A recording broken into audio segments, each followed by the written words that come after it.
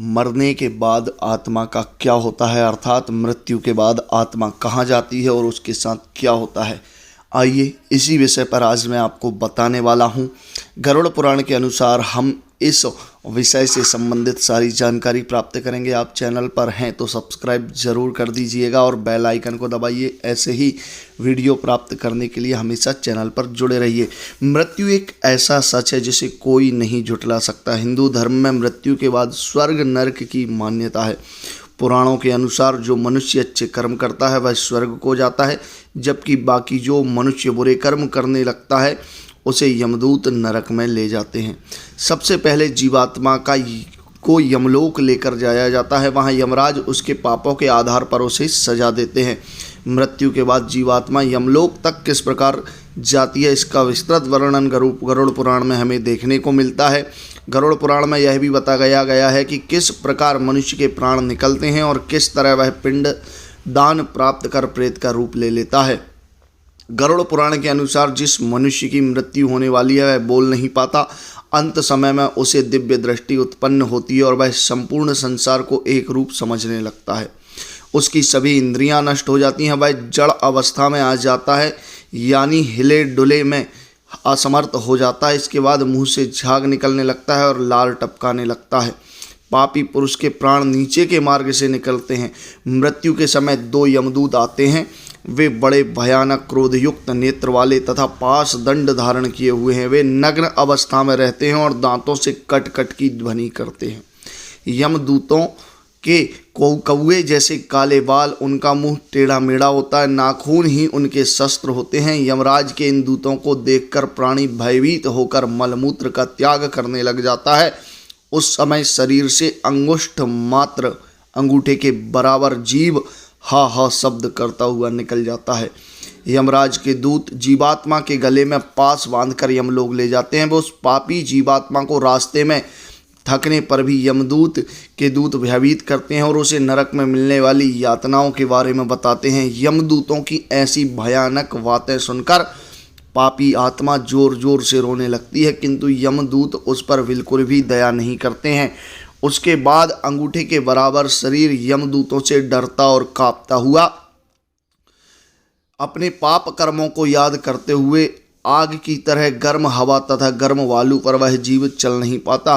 वह भूख प्यास से भी व्याकुल हो उठता है। तब यमदूत उसकी पीठ पर चाबुक मारते हुए उसे आगे ले जाते हैं और वह जीव जगह जगह गिरता और बेहोश हो जाता है। इस प्रकार यमदूत उस पापी को अंधकारमय मार्ग से यमलोक ले जाते हैं। गरुड़ पुराण के अनुसार यमलोक 99,000 योजन की दूरी पर है। एक योजन 4 कोस के बराबर होता है। वहाँ पापी जीव को 3 मुहूर्त में ले जाते हैं। इसके बाद यमदूत उसे भयानक यातना देते हैं। यह यातना भोगने के बाद यमराज की आज्ञा से यमदूत आकाश मार्ग से पुनः उसे घर पर छोड़ देते हैं। घर आकर वह जीवात्मा अपने शरीर में पुनः प्रवेश करने की इच्छा रखती है, लेकिन यम के दूत पास से मुक्त नहीं करते हैं। भूख प्यास के कारण रोती है। पुत्र आदि जो पिंड और अंत समय में दान देते हैं उसे भी प्राणी की तृप्ति नहीं होती, क्योंकि पापी पुरुषों को दान श्रद्धांजलि द्वारा तृप्ति नहीं मिलती। इस प्रकार भूख प्यास से बेचैन होकर वह जीव यमलोक को चला जाता है। जिस पापात्मा के पुत्र आदि पिंडदान नहीं देते तो वे प्रेत रूप हो जाते हैं और लंबे समय तक निर्जन वन में दुखी होकर घूमते रहते हैं। काफ़ी समय बीतने के बाद भी कर्म को भोगना ही पड़ता है, क्योंकि प्राणी नरक यातना भोगे बिना मनुष्य शरीर धारण नहीं कर सकता है। मृत्यु के बाद 10 दिन तक पिंडदान अवश्य करना चाहिए। उस पिंडदान के प्रतिदिन 4 भाग हो जाते हैं। उसमें 2 भाग तो पंचमहाभूत देह की पुष्टि को देने वाले होते हैं, तीसरा भाग यमदूत का होता है तथा चौथा भाग प्रेत खा जाता है। 9वें दिन पिंडदान करने से प्रेत का शरीर बनता है। 10वें दिन पिंडदान देने से उसका शरीर को चलने फिरने की शक्ति प्राप्त होती है। गरुड़ पुराण के अनुसार सबको जलाने के बाद पिंड से हाथ के बराबर का शरीर उत्पन्न होता है। वही यम मार्ग में शुभ अशुभ फल भोगता है। पहले दिन पिंडदान से सिर, दूसरे दिन गर्दन, कंधे, तीसरे दिन हृदय, चौथे दिन पिंड से पीठ, 5वें दिन नाभि, 6वें दिन कमर से और नीचे का भाग। 8वें दिन पैर, 9वें और 10वें दिन भूख प्यास उत्पन्न होती है। पिंड शरीर को धारण कर भूख प्यास से व्याकुल प्रेत रूप ने 11वें और 12वें दिन का भोजन करता है।